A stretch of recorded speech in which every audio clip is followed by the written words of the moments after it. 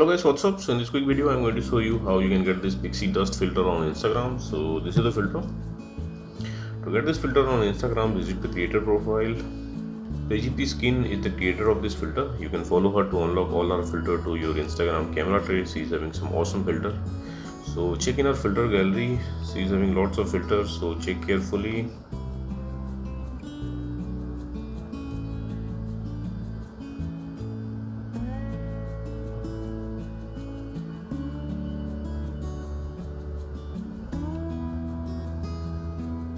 Yeah, this is the filter, Pixie Dust. Tap on it. Here you will see a preview. From here you can save it to your Instagram camera tray and you can tap on try to try the filter. And suppose you are not getting the filter like this, then what you can do, you can visit this website. Link to this website I'll give in the description box below. Here in this website you will see link to the filters. Just tap on the link and open it with Instagram.